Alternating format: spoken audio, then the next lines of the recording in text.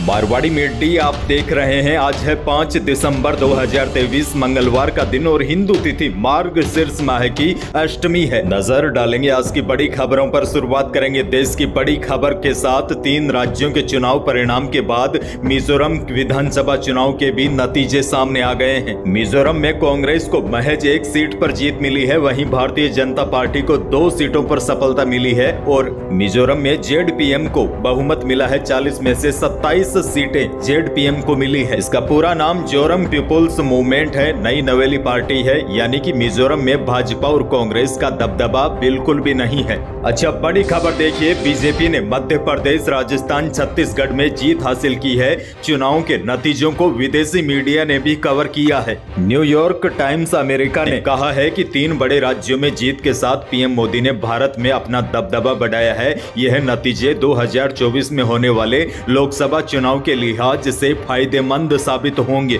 इसके साथ ही बीबीसी, अल जजीरा जैसे मीडिया संस्थानों ने भी कहा है कि पीएम मोदी अब और भी ज्यादा मजबूत स्थिति में है।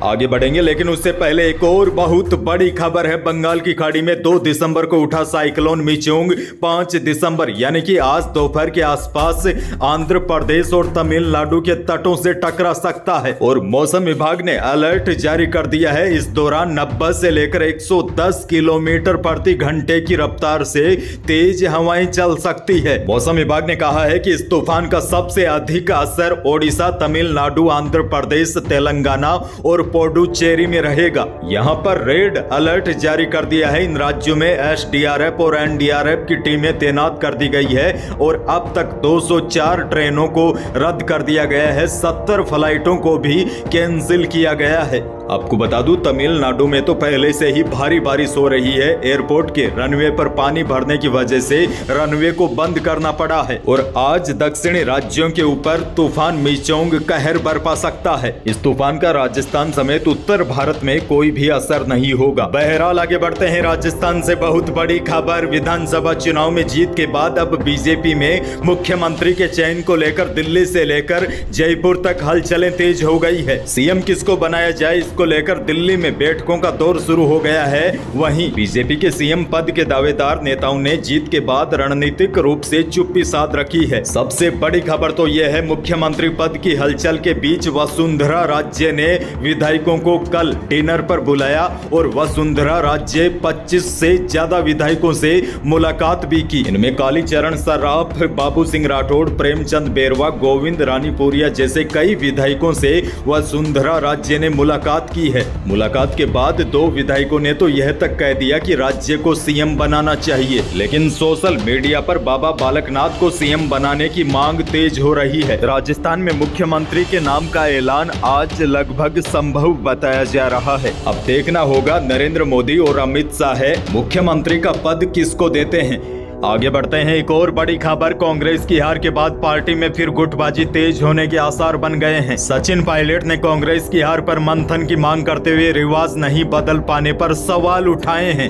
सीएम के ओएसडी लोकेश शर्मा के बयान पर सचिन पायलट ने कहा, मैंने मुख्यमंत्री के सलाहकार का बयान देखा है। उन्होंने जो स्टेटमेंट दिया है वह आश्चर्यजनक है, क्योंकि बयान मुख्यमंत्री के ओएसडी का है, इसलिए चिंता का विषय भी है। पूरी उम्मीद है कि पार्टी कहीं न कहीं इस पर ध्यान देगी। सचिन पायलट ने सवाल उठाए हैं कि इतनी मेहनत करने के बावजूद भी हम सरकार बदलने का रिवाज नहीं बदल पाए। और देखिए, कांग्रेस इस हार पर मंथन जरूर करेगी, क्योंकि अशोक गहलोत ने राजस्थान को कई बड़ी सौगातें दी थी। इतने सारे नए जिले बना दिए थे, उसके बावजूद भी जनता ने आखिरकार कांग्रेस का साथ क्यों नहीं दिया, इस पर मंथन होना चाहिए। और अशोक गहलोत की योजनाओं को तो पूरे देश भर में सराहा जा रहा था, आखिरकार फिर कमी कहाँ रह गई। वैसे मेरा मानना है, सही मायने में कहूँ तो यह चुनाव गहलोत ने ही लड़ा था। कांग्रेस के बाकी नेता इसे हारा हुआ पहले ही मान चुके थे।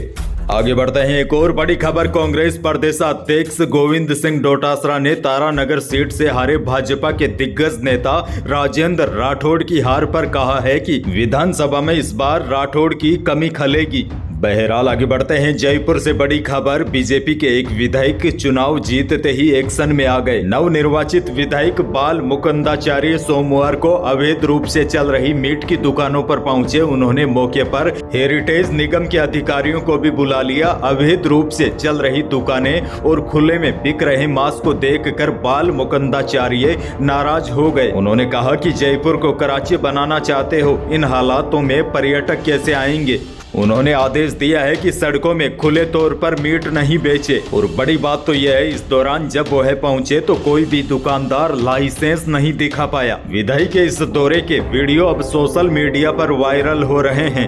अच्छा, एक और बड़ी खबर, राजस्थान में सरकार बदलने के बाद लोगों के मन में कई सारे सवाल है। इनमें से एक सवाल यह भी है कि क्या अब भी 100 यूनिट बिजली फ्री मिलेगी। और भी लोगों के मन में कई बड़े सवाल है कि क्या गहलोत सरकार की जनहित योजनाएं बंद हो जाएगी। तो देखिए, बड़ी खबर आपको दे दूं, आपको याद होगा प्रधानमंत्री मोदी ने खुद यह गारंटी दी थी कि और राजस्थान की जनता को विश्वास दिलाया था कि बीजेपी की सरकार बनने के बाद भी जनहित की कोई भी योजना बंद नहीं होगी। हालांकि आपको बता दूं, गहलोत सरकार ने अपने कार्यकाल के अंतिम समय यानी कि चुनाव से ठीक पहले जो 3 नए जिले बनाने की घोषणा की थी, उनका क्या होगा यह फैसला अब भारतीय जनता पार्टी करेगी। बाकी जो योजनाएं चल रही है उन पर रोक नहीं लगेगी, क्योंकि आगे लोकसभा चुनाव है। आगे बढ़ेंगे, मौसम से जुड़ी बड़ी खबर है। पूर्वी राजस्थान के कई हिस्सों में सोमवार को भी हल्की फुल्की बारिश हुई है और राजस्थान के बाकी हिस्सों में भी घना कोहरा छाया रहा।